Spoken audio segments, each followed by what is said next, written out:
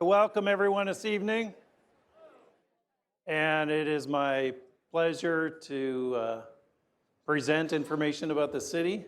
Before doing that, and I want to tell you that I've tried to pack in a lot of information here for you, so bear with me on that, but hopefully you'll find it very interesting. Before getting started, there are some people that are very important in my life, so I do want to recognize them. First off is my Karen, seated over here.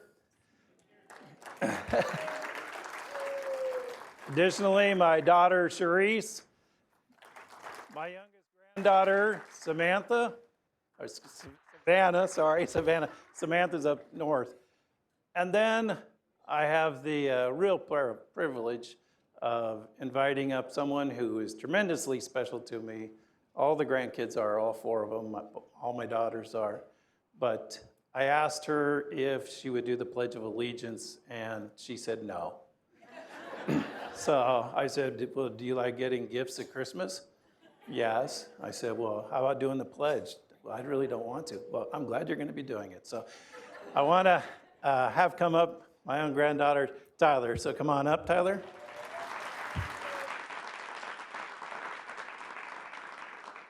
You're going to ask him to please stand. Please stand. Right hand over your heart. Ready? Begin.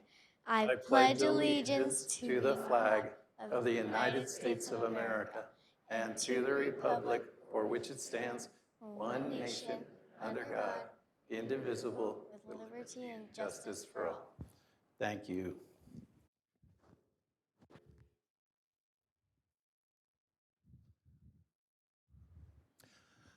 So I also want to introduce some special folks that are up in the front row here. This is the Mayor's Youth Council from all of the different high schools in Corona, and they have primo seats this afternoon, and I welcome all of you. They wanted to learn more about government, and we'll get the chance over the course of the year, and this evening they're invited to learn more about the city and some of the statistics.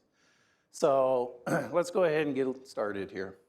So I kind of broke this up into different parts. And our logo has to cherish our past, to plan our future. And those are critically important things, but also for all of us here today, now, is to serve our community. So these are aspects that I tried to focus on for the state of the city.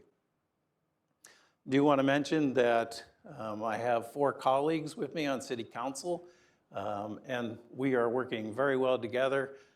It's just a joy to work with them, and I just wanted to recognize them as well. Who you see right now are the interim city manager, along with the assistant city managers, the chiefs, and the directors for the city. Again, just want to give a shout out to them. They do a great job and really appreciate all the work that they put forward. So let's get down to some nuts and bolts. So when you're talking about a city, or really any organization, you have to really focus at 2 aspects of it. It's going to be the strategic plan, and it's going to be your budget. Because your strategic plan sets the priorities and the focus for where your energy and resources are going to go to meet those goals. So we've had a strategic plan in place. It started in 2014, and it's going to wrap up here in 2019. And I'm going to talk a little bit about that. In addition to that, the second vital part is the budget. We all have budgets, personal budgets, and you know sometimes that's very difficult to deal with, but you always try to keep that in mind. How is that going? How can we do things? Can we do things? And things have to be assessed based on your budget, and you plan a yearly budget. So that's another fundamental aspect, in addition to the strategic plan, for moving forward as a city. I don't expect you to read this, and I'm not going to read it to you. But my point for putting this up here is to point out that we have had a city plan, or a strategic plan, since 2014, as I said. And you can see the different aspects. That's what I'm trying to point out here. Public safety was one, and there are some. I did not type out all of the goals. I just wanted to give an idea. But there are some of the goals up here. And we have not, to be honest with you, we have not been able to achieve every single one of them. Is that a bad thing? No. Their goals, we're striving to reach them. And we have completed a number of them, but not all of them. The next area, one that's really dear to my heart and was expressed yesterday during our study session, is the downtown revitalization, doing something with the Corona Mall and that whole area there. And that was expressed yesterday by my colleagues as well during the study session when we were discussing the lab in the downtown area. So there's some points in there. Many of those are in progress, as you can understand, because it hasn't changed a lot, to be honest with you. We're still working on that. We're working with the developer, and a little bit later, I'll give you some renderings as to what is hopefully going to take place there. Goal 3, as a city, we're always working to enhance economic development, working with businesses, bringing businesses in, supporting the businesses that we have here in order to provide jobs and economic thriving for our city. So we had different things in place. So we did have a goal for that.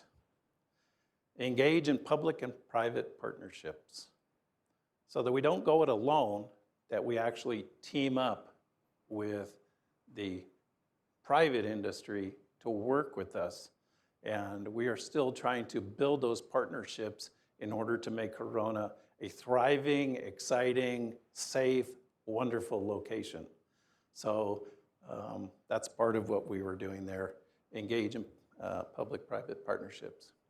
Goal 5 of the current strategic plan, this is one of the most challenging, improve circulation and traffic.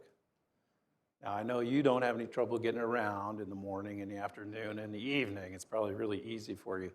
And that's if you're a hermit and you stay in your own house. But the council, the staff, we all recognize that. But it doesn't mean that we don't try to do incremental things to improve traffic and flow in and around our city. And I'm going to give you some information about the situation. I'm not going to give you promises that it's going to be cured, but I want to be honest with you and give you data about what's taking place on that. But that remains a goal, and I'm sure on our new strategic plan that that will continue to be there. Goal 6, improve communication with our community. And we put different things in place here on the website. I'm just looking at what's up there. It says that 182,059 people went to my bill for checking out their bill for DWP. 135,000 plus went to the website for the library. Jobs, 45,789. So we're trying to boost it up. We did revamp the whole website a couple of years ago just to make it more user-friendly for everyone and a better experience for everyone. The other thing that has come about since that strategic plan was first written is a mobile app. So you can do see, click, fix, and other things right there. So that's the strategic plan. Again, it's been in place since 2014. We did an update the last time I was mayor in 2016, and we're up for renewal now. The second thing I talked about was the budget. So I gave you some figures here. You can see our revenues, 365 million plus. Expenditures, 335 million. I do want to point out that I'm not just talking about the general budget, I'm talking about all combined budgets together when I'm talking about the revenue and the expenses. Because we have different revenue sources, and some of them are absolutely dedicated for certain things, so you can only use them for those things. But overall, that's what our budget looks like right now. Moving forward, we got some recommendations from our interim city manager, and I'm going to talk about him a little bit later. Mitch Lansdale joined up with us in the spring and has been phenomenal. But last month, he came to the council during a study session. And he spoke to us about the budget. And in that presentation, he gave us a number of recommendations. And so some of those recommendations I've placed there. Number 1, do as many other cities have done around us and add a 1% tax to the sales tax in Corona. A lot of other cities have done that. That's not something the council can do. That has to go to the voters, and he's recommending that that go to the voters. You're probably wondering why. I'll try to give you some information as to why that is critically important that we do that. He also suggests that we look at updating our fees and charges so we cover the full cost of services. Sometimes we're not doing that, and we lose revenue doing that, and that doesn't help us provide the service to everyone. You want the best you can get from us, but we have to have the revenue in order to do that. And he had some other things there.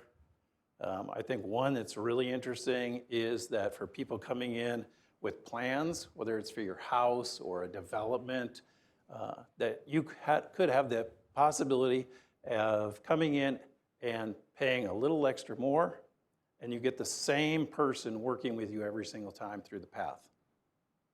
So you don't have a code person, and then the next time you have a different code person come out to check something, and what happens? They see different things.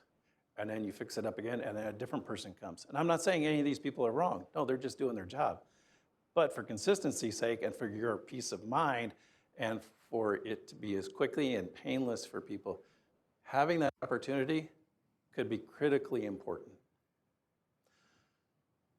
The budget, moving forward, you can see the numbers there, 2018-19, 722 employees. We're going this year to 732 are approved. You should be happy. I know the council is. We are placing 6 new positions at the police department. Also included in the budget, I just mentioned, it's 4 police officers. The gentleman you see there with the chief, he just came on board, I think it was Monday. So he's our newest officer right now, but we got 4 new officers they get to join up. 2 community service officers, all 6 of those positions going to the police department. We have 4 new fire engines. We got a whole bunch of fire guys at the back. We got police officers back there. So I'm sure they're happy. It certainly benefits us as a city. All of that section right there benefits us as a city just to provide the best public safety that we can. That is a top priority for us. It's a core value for us. A safe community, fiscal accountability and sustainability, sustainable economic development. And then I just want to throw out here that Mitch Lansdale, our interim city manager, he met with some employee groups and they came up with another one. I really love them, so I just added them in. Organizational efficiency, workforce excellence, and support. Additionally, attractive, livable community. So going over to the middle column there, this is the first budget ever in the city of Corona where we have set aside money to deal with homelessness.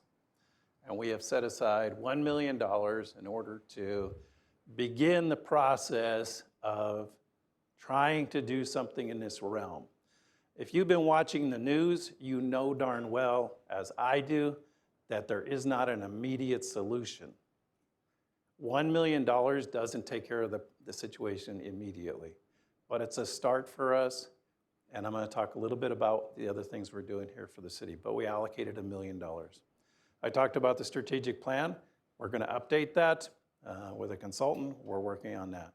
Public safety, I've talked a little bit about public safety, personnel side, but we're providing funds there for equipment, imaging cameras, jail system improvements, body-worn cameras, replacement radios, and other items.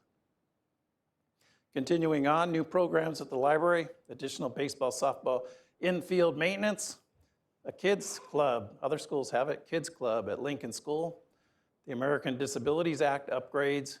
These are things like the sloped at the corners of sidewalks where streets come together, so people with disabilities have the ease of going up, and they usually have the yellow dimples and other things like that.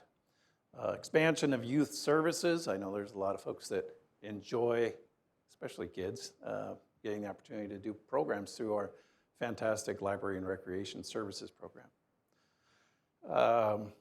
This doesn't sound really great. New pet waste stations. I know a lot of you just, yeah! But if you're a person that goes to the park, thanks, Councilman Speak, I appreciate that. But if you're a person that goes to the park, whether you're walking a dog and you're greeting somebody else's dog's waste, or you have kids up there, or you're up there and just exercising, you don't want to run into the waste. So there's funding there to put some waste stations up there. Griffin Park, over in the McKinley area. I know Councilwoman Casillas will be very happy about this. It's over in her area. Griffin Park has been closed for a long time. It's a static park, but it's been closed. And the reason it's been closed is because of finances. And as many people, since 2008, it's been tough. It's been tough for our employees. It's been tough for services. It's been tough. But we're moving forward, as you can see, with some good steps. So Griffin Park's going to open. Complete Trails Master Plan is coming, adding a new planning manager to community development to better serve our customers. Okay. Now, doesn't that look like a mess right there? This thing right here is a #1 pain for our city, other cities, counties, school districts, the state, any public agency. This is a complete pain. I'm going to try to tell you why it's a pain. This is CalPERS. CalPERS runs the pension system for public employees. So the firefighters, the police officers, those that were here before and have retired, CalPERS deals with their retirement. So I want to try to explain to you what's taken place over time. And I'm going to try to use the arrows that are there to help me out. So CalPERS set a goal. They had a goal, and their goal is where that blue arrow is up at the top. The arrow's at the bottom. But if you go to the top, it says 7.5 or 7.5%. Can you see it? I hope you can see that. So CalPERS said a number of years ago, we're going to invest money, lots of money. We're going to invest it, and the goal is we're going to get 7.5% return on our money. And we get that money, that's going to help cover these pensions. Yeah, we're going to get money from the cities and the counties and so forth to also support it. But that investment we're doing at 7.5, when it's there or higher, it's going to be awesome. We're going to be able to cover everybody's retirement. The world will be all rosy and keen and beautiful. Now, I said that every city and county and so forth, they have to pitch in their fair share. So if you go over to the green arrow tells you what we would pay if everything was rosy and peachy and keen. That's what we would pay. Okay. So if I'm looking at that 2017-18, 7.5% return on their investment from the city of Corona, $8.4 million. Okay. Do we want to give it to them? Well, yeah, because we like our employees and we want to support them. But it's reasonable. But the problem is you see the yellow arrow? The yellow arrow comes about because CalPERS didn't make their goal. Many years they didn't make the 7.5. If you don't make it, even if all the cities and counties and school districts are giving you money, if you don't make it with your investments, lots of money investment, if you don't make 7.5, then your figures are all screwed up. And they weren't making it. And so what do? They do two things. One, they do the yellow arrow. They say, yeah, in 2017-18, you're giving us $8.4 million. But we're short. We didn't make the 7.5. So we need some more money from all the cities and the counties and so forth. So for Corona, we need an additional $15.3 million. 15.3. Now that's a chunk of change when you're adding it in.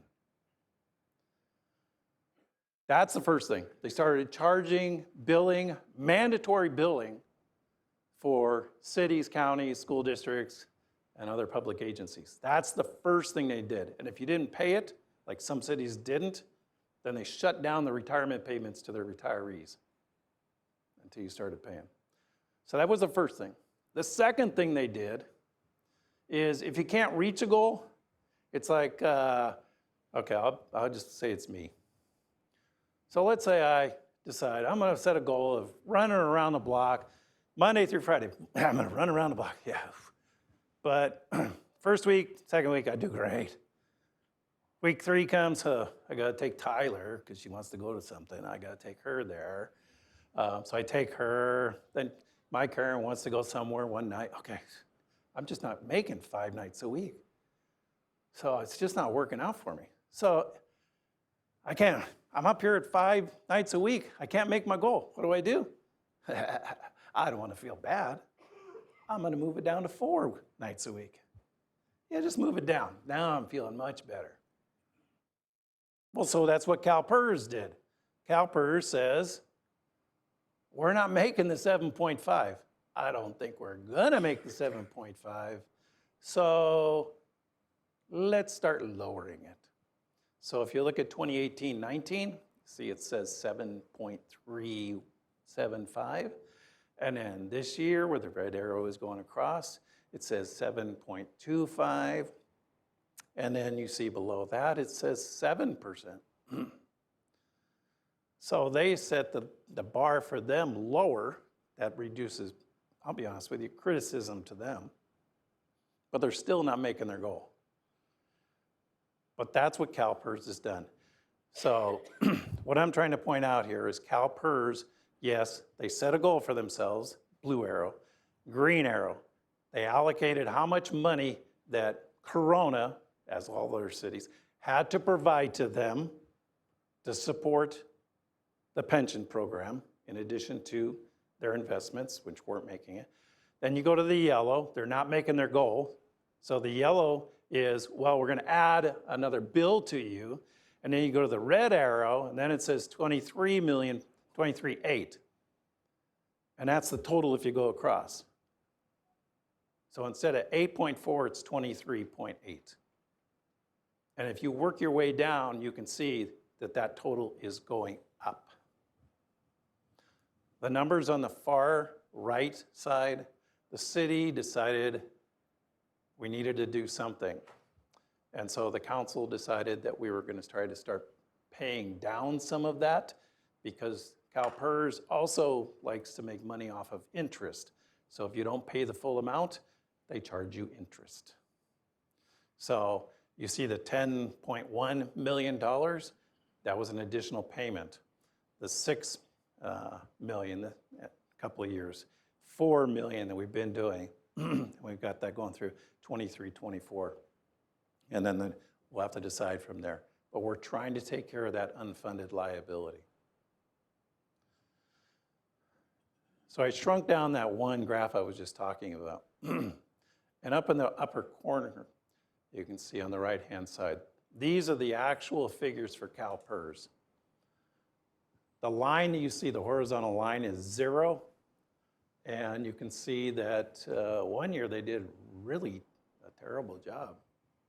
So let me kind of highlight that a little bit more. So this is it highlighted.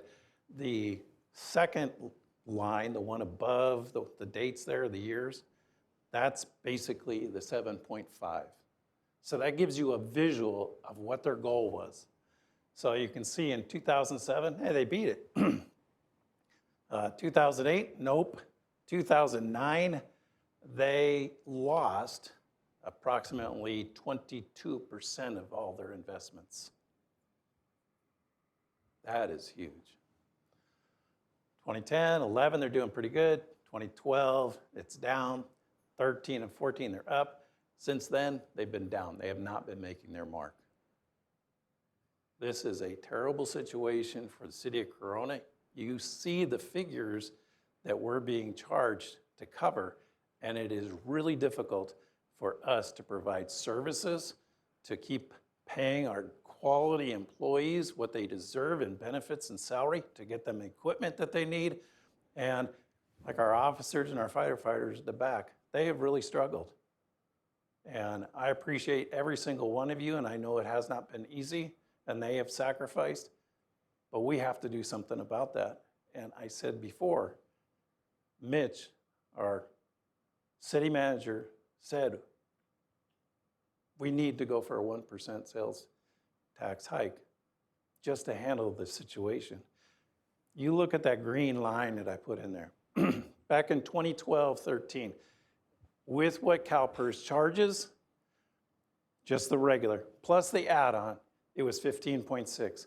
Look where we're going by 2025-26. We're going to 35 million plus. You're looking at a $20 million increase, at least. It changes every year. CalPERS depends on, did they make their goal? They didn't make their goal. So I hope that was a little bit of education. I know it was a little bit long, but I hope it's beneficial for understanding the CalPERS dilemma, terrible situation that we're in on that. Other budgetary things, it's getting harder and harder to provide for our quality employees. It's tough to give appropriate salaries and benefits to these folks. You look at the equipment I mentioned, just trying to get it there. We did pretty well this year, and I'm glad, and a lot of that goes to Mitch Lansdale, our interim city manager. You probably hardly ever think about infrastructure. The roads, unless you got potholes. You don't think about the roads. How about the sewer lines that are underneath? What about the water lines that are underneath? You know, they don't last forever. They have to be replaced. You got to do upgrades on the infrastructure. Giving quality services and keeping the place a great community for living and thriving and just being safe. Okay, let's get off that. So let's talk about some other stuff. So City Park, down on 6th Street. So Library and Recreation Services is going after grants, and they have been out at the park. They went out there and they advertised on Facebook and through our email that we send out through the city, asking people to come down, give us your opinion. At the concerts in the park, they asked people there. They had a booth set up, and some of the things that were on there: a senior community center, improved sports field, state-of-the-art aquatic center with competition pool, new playground equipment, dog park, interactive splash play area. These are some of the ideas that were there, and they are trying to find out what the community wants. That's why they were out there, so that when they're writing the grants for City Park on 6th Street, they're trying to meet the need of the community. So that's what's taking place at City Park. They're working on that. I talked about Griffin Park, scheduled to open in July 2020. Lincoln Park is getting a new inclusive playground. And this is a wonderful thing. It permits all kids to play on the equipment, including our special needs kids, where they can integrate, they can do things together, they can enjoy a playground together. And this is through a partnership, and just want to give a shout out to our own Corona Parks Foundation. These are volunteers who do wonderful things. They had a booth out there. I think they're wearing green shirts here. They would love to talk to you about the Corona Parks Foundation. They're trying to help support and fund things for our parks, just do great things, so if you have an interest. So thank you to them. Now, transportation and roads. So when I was getting ready to do this is the scariest area for me to talk about, I was thinking. But I told you at the beginning that I like to talk about the past as well as where we are, the services to the community, as well as where we're going. So I just want to spend a little bit of time on the past. I'm providing here population numbers for the city of Corona. And I'm not going to read them all, and I know you're saying thank you very much. But what I do want to point out is if you look at 2018, at the bottom of the first column, it says 37,400. And then you go up to 1990, you got an increase there of about 40,000 residents in this city in 10 years. 40,000 that moved in. Then you go to 2000, look at that bump. Now we're up close to 130,000. 2010, 153,000. And then it's gone up, and we do have the census count coming this March, April. Be sure you get yourself counted and everybody in your family. I just pointed out because the growth has been tremendous, and I know that everybody in this room has been here since the 1960s, so I'm not counting you as new people because you've all been here, I'm sure. So, by the way, do want to point out to my granddaughter, because I know she was thinking this, but Tyler, I was not around to take these pictures at the time, so just so you know. Some other pictures of Corona.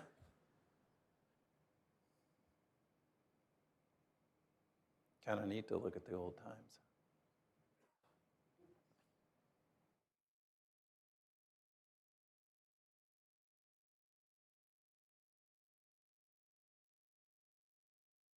I don't know how many people in here remember the flood, 1969. All of North Main Street was flooded out. You couldn't get through. 6th Street also, many areas of that were all flooded out. It was a real mess. And you can see there's a driver there as an example. I was living here. I know my Karen was here during that time. And then if you see the late 1970s, that's at the top of the hill going over the railroad tracks on Main Street, going north toward Norco. And if you look over to the side there, that's where the Vons was. There was a Builder's Emporium. Somebody reminded me there was a Builder's Emporium over there. Thrifty drugstore was over there. When this picture was taken, lamppost wasn't even there. It's not there now. In addition, there wasn't the Citibank. So things have changed a little bit there. This is Chase Drive, also now known as South Corona now. Chase Drive. Many of us learned to drive on Chase Drive. I got a little arrow that points to where it is because you could go up there and drive and nobody'd ever come around. You could crash into a tree and nobody'd ever know. So it was really safe to go up there. So this is Highway 91, the 91 freeway. Do you recognize it?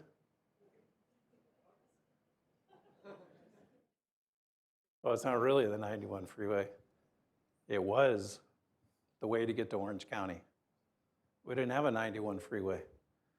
So you took surface streets all the way to the beach. I can remember doing that. It took forever, all the traffic lights and everything. I think my parents get tired of us saying, when are we going to get there? We're sick of this. Let's not go anymore. So, but this is in Corona. It's an old piece of what was the way to get down there. I learned in putting this together that that section was State Route 18. I didn't know that originally. And then it got changed to US 91 and then to State Route 91.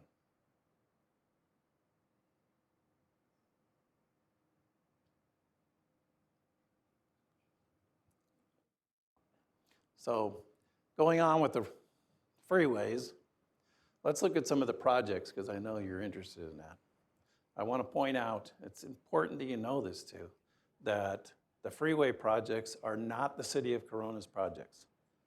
Those projects are operated, run, and orchestrated by Riverside County Transportation Commission. We have a representative from Corona, which is Councilmember Speak, as do all the other cities in the county. So we have one vote and as many other votes as he can muster up. But here are some of the projects that are taking place. So the first one, the 91. This is an additional lane westbound 91 between Green River and the 241. And the Greater Corona Traffic Alliance was really instrumental in getting this started, and I congratulate them on that. Slated to be completed by late 2021, early 2022. There is a 71-91 connector. This is 91 eastbound, transitioning to the northbound 71. And that's slated to be completed by 2023. The I-15 express lanes, this is not the one they're working on right now. This is 2 lanes in each direction going from Cahauco all the way down to Lake Elsinore and Highway 74, Lake Elsinore. So they're still in environmental review. That process does take a long time, so it'll be a while before we see that. 15 freeway, the project that they're working on right now from Cahauco all the way up to the 60, completion for everything. The date is estimated as December 2020. And then we have connector from the 15 to the 91 or the 91 to the 15.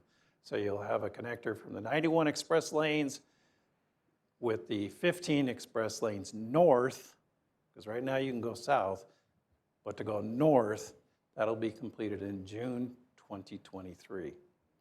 So just some updates. Again, I just want to share, the city doesn't build freeways. That's going to be Riverside County Transportation Commission. So, anybody heard about McKinley and the project that we've been working over there? A few people. So it's still moving forward. We want to reassure you of that. And Councilmember Speak and Councilmember Casillas are on an ad hoc committee related to that, and they've gone through some meetings and some planning, and that bridge is now looking favorable. It has been reduced from 6 lanes, 3 in each direction, down to 4 lanes, so it pulls it into budget. So we're moving forward on that project. You'll see that, if you can tell, where it says 14 businesses preserved, there's a road that goes right through that development there. That's where the Outback Steakhouse is. That's private property, so we have to do some negotiations there. So we'll be working on that. This is a City of Corona project, so we're looking to move forward. And I'll talk about how critical this is, give you some data on that, but with the trains that are going through there, it's just important. We got so much traffic going through that area. It's important that we separate the trains from the cars. We also have an all-traffic management system that's in place, and this is our traffic center. It's here in this building on the 2nd floor. I don't know if Dennis is here. Dennis dreams about traffic. He courted his wife talking about traffic, but he does a phenomenal job, as does the whole team. So they can actually see different streets in Corona, the intersections, because there's cameras there. They can't see them all yet. We're still working on that, but they can monitor them. And they also can get some information regarding the freeway and how backed up they are. Here's some figures for you. On the top, though, are some close-ups of those images from that room. But you can see the 91 freeway takes 264,000 cars a day, 1,587. That's quite a few cars. Well, let's look at the city of Corona. I asked Dennis. He said on the top 10 streets for traffic, the top 10, they get 308,000 vehicle trips a day, just on the 10 biggest one. Which one's number 1? McKinley.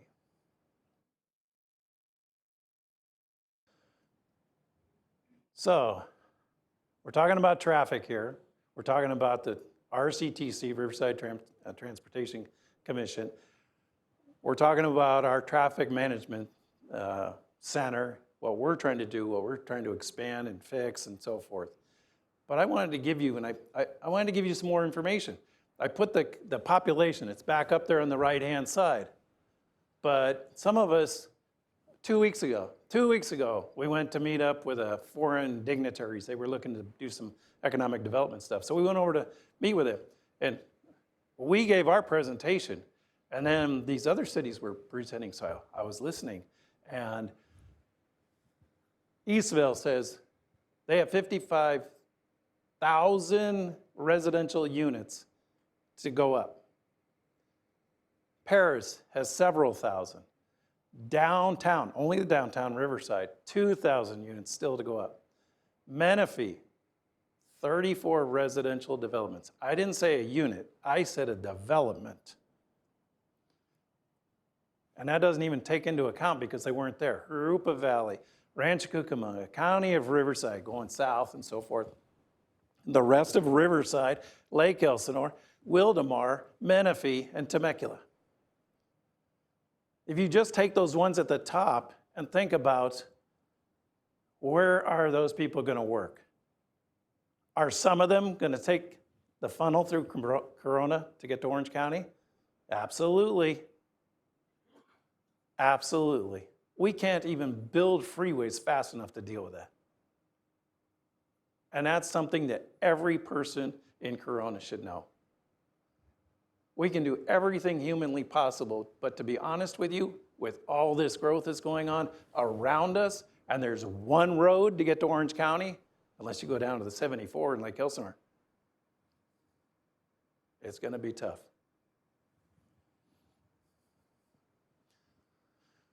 Some people do take Metrolink. But I want to tie in a question here to Metrolink. And I want to go back to that McKinley Bridge because according to statistics given to us in 2011, there were 42 freight trains that traveled through the McKinley, through Corona, 42. There were 23 Metrolink, 3 Amtrak, for a total of 69. Look where we're going in 2035. 91 freight trains. And they expect them to be longer, each one of them. 42 Metrolink, 4 Amtrak. So I put on there, will there be space? I'm hoping BNSF can figure out how to get all those trains on there. And more importantly, that they can still operate Metrolink with all those freight trains that are longer.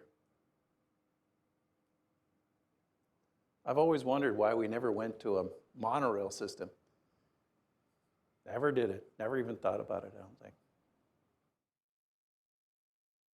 All right, let's get off that. Let's go with something else. Let's go with something, oh wait, it's homelessness. So homelessness, the council, we did set up a homelessness resources committee. They have been busy. Councilmember Steiner's on that and Councilmember Carrillo. They've worked with Path of Life to establish beds so that our homeless can utilize them. We worked diligently with our own police department. We're working with the County Department of Public Services, County Veteran Services.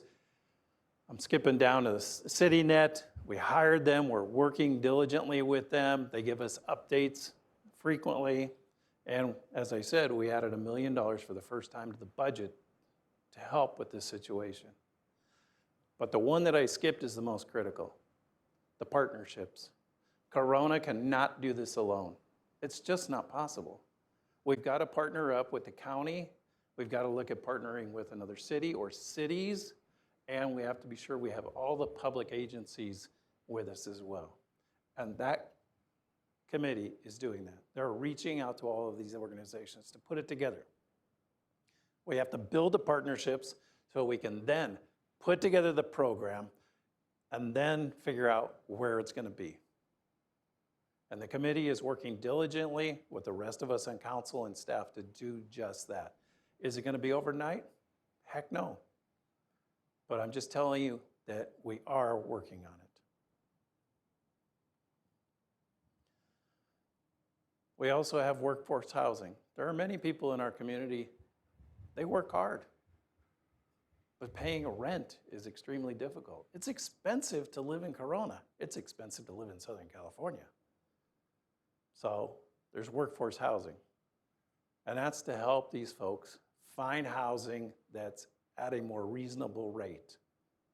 And you can see the income levels for workforce housing, what constitutes it. So we have a couple of facilities. We've got one going up right now.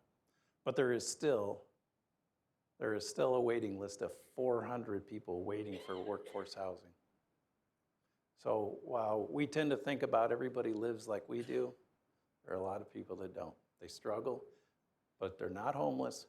They're just working as hard as they can, and they're trying to make do. Oh, I know you guys don't care about this. We get fast on this. Retail and restaurants. Okay, so we used to have the Kmart. I hope some of you remember the Kmart. So that's been replaced with Aldi's and shoes, fitness. That must be one popular place because I drive by there and that place is packed a lot of the time. And then other stores that are up there. How about Metro and Main? Where the old Vons and all that, where I showed the picture. Dynamic, vibrant area that's come into the city just recently. And some great restaurants are going in there. It just is powerful to go down and enjoy that area, and lampposts across the street and so forth. Out at the 15 and Foothill Parkway, whole new development going up. The Starbucks just opened.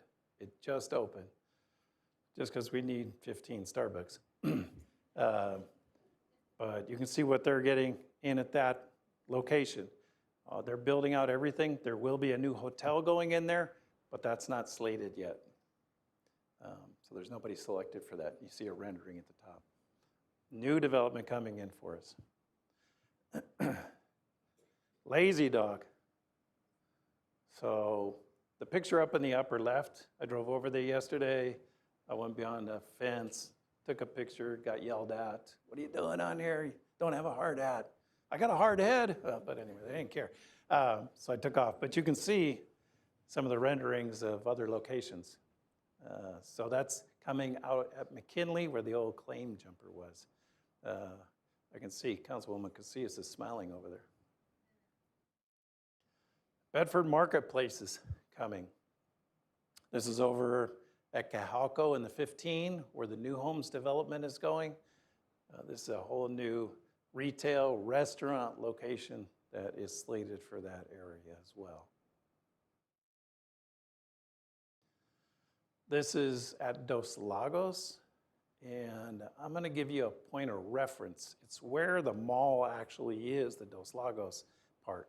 So if you look at toward the right, you'll see Trader Joe's. So that kind of gives you a bearings. And then Temescal Canyon Road's at the bottom. And then over on the left is Dos Lagos Drive.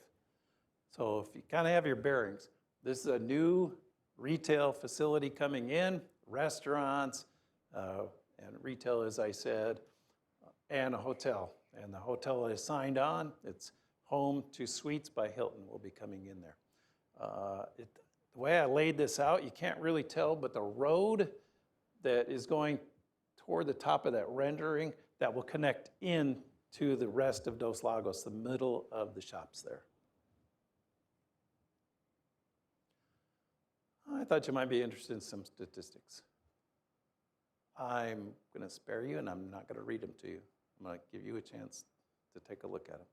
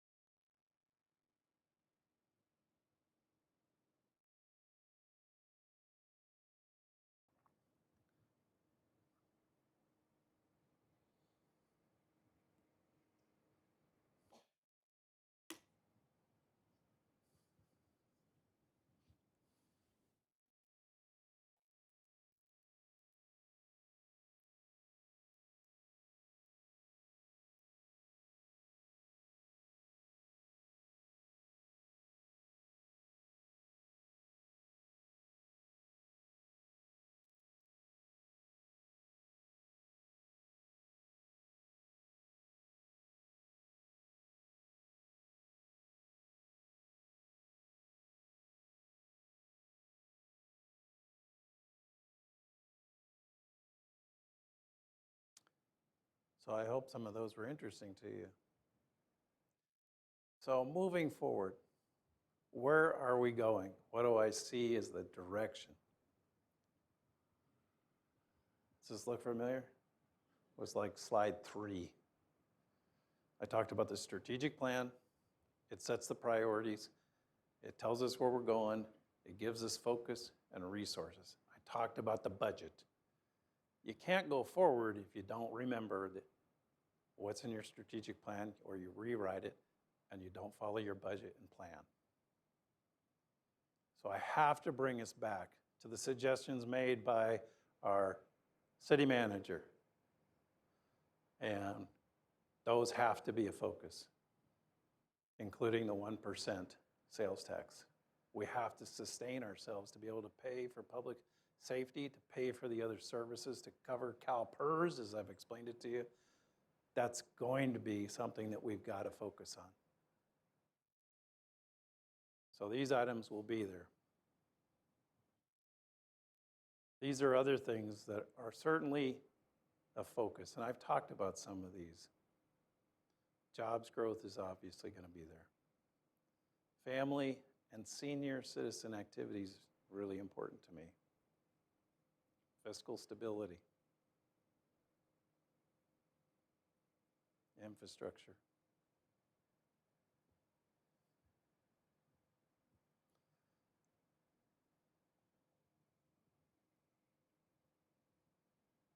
Medical facility expansion. Maybe that's because I'm getting older. Employee training and collaboration. Fire trucks, mechanics. All right. Something else is coming for us. I showed you the traffic management center, correct? So we keep expanding upon that. We keep adding cameras as we build out so that we can see them, we can operate them, we can control them, we can sync them. But I also want to make you aware of this website, quickmap.cal.gov. But the reason I'm pointing this out to you is it provides information at this website that's not available on other locations. And you can go on this website, and before you head out to wherever you're going, it'll tell you how many minutes, those are minutes, how many minutes to get to those locations. So if I'm over there where it says minutes to Lincoln, so I'm sitting at, that would be the 15 and Foothill, El Cerrito. So to get to Lincoln is 8 minutes when I took that snapshot. And I've put 3 of them up there. So if you go on there, you can tag those and see how long it's going to take. You can also, where those red circles are, you can also tag those and see how long it's going to take you to go places on the freeway. The difference is the ones on the freeway, those LCD projectors, displays, they're up and operational. These are not yet operational. They're only on the website. So I wanted to let you know that they're there, and I also want to let you know that that's coming for some displays along our streets. Something else, if you're from the Crossings area or Dos Lagos, I know you guys have gone through a lot of power outages. We're not ignoring it. The city council's not ignoring it. But right now, there's only one line that goes there. When that line has a problem providing electricity, the power gets shut down until Edison can get there and fix it. And it's usually Edison. So they have to get there and fix it. Well, working with Edison and Tom Moody and his staff of DWP, we've got a plan. The city's putting in $2.2 million to put in a 33 kilovolt line, a secondary line, so that if the main line goes down, within 5 minutes, the other line can be kicked on and get power there. So that's a big step. And it's going to take a little while, about 18 months to get that done. But I just want you to know that it's not being ignored, that there is something coming for that and give some relief out there. In the future, we want to continue the focus on jobs. Here is, this used to be the old cheese plant. So there's a nice big development out there. It's already leased out, which is great news. That'll bring jobs into our community. There are 3 buildings out on Temescal Canyon Road, brand new, and they are already filled. One from a company that came from Riverside, another one from Orange County, and another company that needed to expand. They're already here, but they wanted to expand. They wanted to give more jobs. So they picked up one of the buildings as well. So another opportunity for economic development and jobs, jobs, jobs. Out of the lakeshore by Dos Lagos, we have the 6-story building. That site actually was planned to have 3 buildings. They built the first one. Well, it's on build out, and they say they're ready to go for the second building, so they're putting it up now. And then in the future, we'll have a 3rd building coming out there. Again, additional jobs coming our way. really great for our community. Corona Mall. Want to give you an update on the Corona Mall. First off, this is not part of the lab company, if you're familiar with the lab company, but another set of developers. Here comes a Starbucks for you at 8th and Main. So you can go from one to the other, to the other, to the other. So if you're like my Tyler, she can slurp those suckers down pretty quick. I can work my way around town. So that's coming in there. And then if we're looking at the south part of the mall, by the south part of the mall, I mean, here's the 99-cent store, that strip, the little strip that's attached to it, not the two-story, and then the other piece going over toward the bank. The Lab Holdings Company, which we have been working with for a couple of years now, it's a tough process to get through, but they want to move in and start going. They own most of the spaces there. These are some renderings from them about what they would like to start to create on the south part of the mall. Again, that's the part where 99-cent store.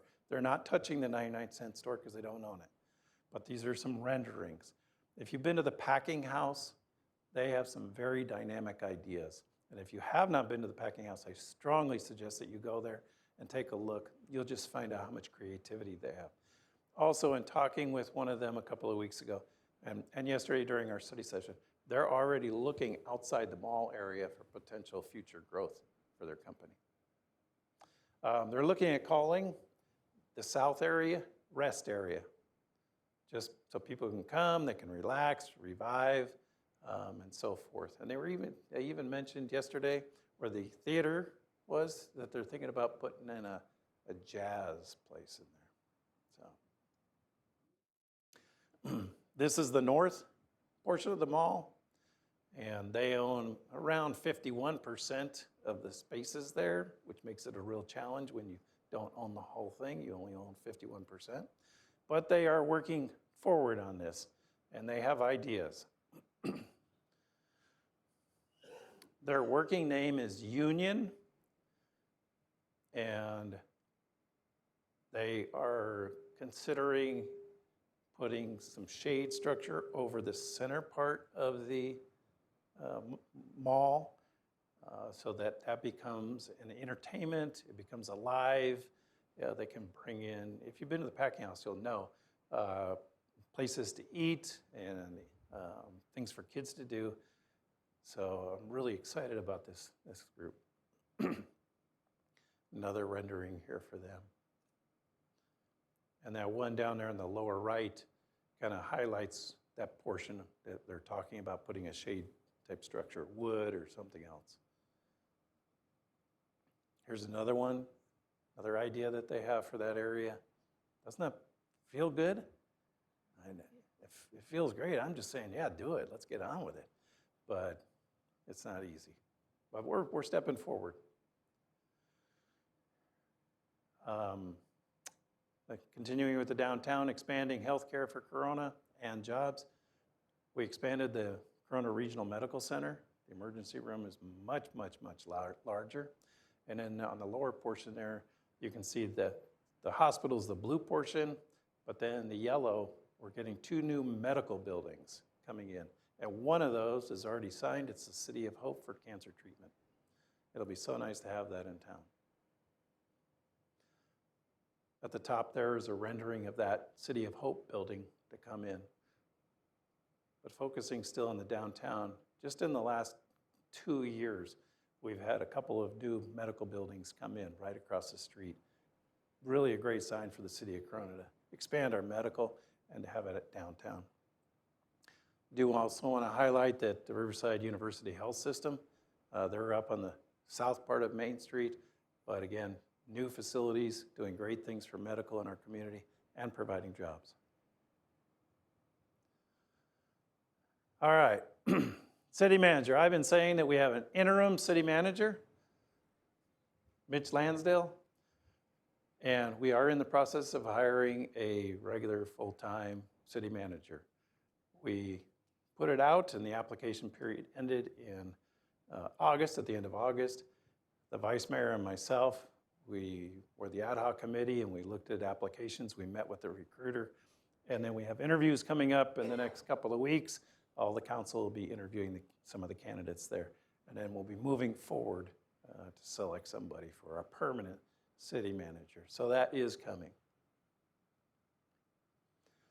So I would be remiss if I didn't take a moment here to recognize somebody who came into our city and has done amazing things. His first day here as our city manager back in, I think it was March, what do you do when you first come in?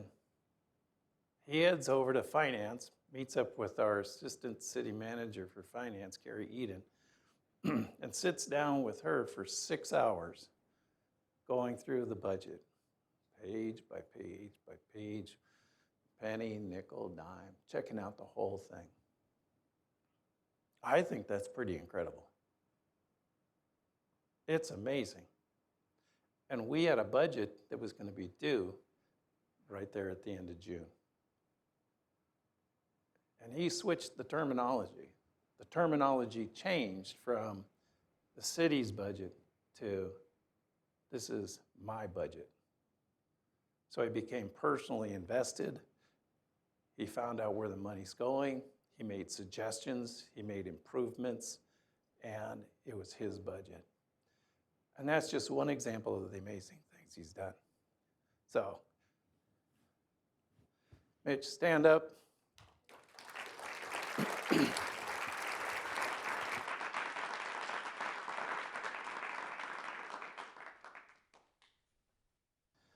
All right, in closing, I just want to thank all of the employees for our city. We have fantastic employees in this city, and they provide the best, the very best that they can. Do we make mistakes? All of us do. Everybody but Wes speak on city council. No, I'm kidding. Well, we all make mistakes. But we have a dynamic, vibrant, dedicated employee group.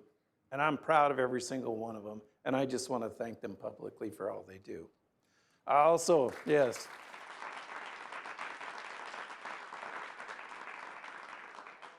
Thanks some of the folks that helped put this together. I said, I just want to do something simple. I'll do the PowerPoint. You don't have to do anything on that. I'll take care of that.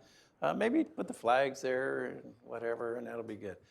Holy smokes, I got their checklist and everything. So I just want to thank these folks right here publicly for the great work that they did putting this together. And you're invited to the reception on the 3rd floor, and you should go up there. Go ahead. You can applaud for that.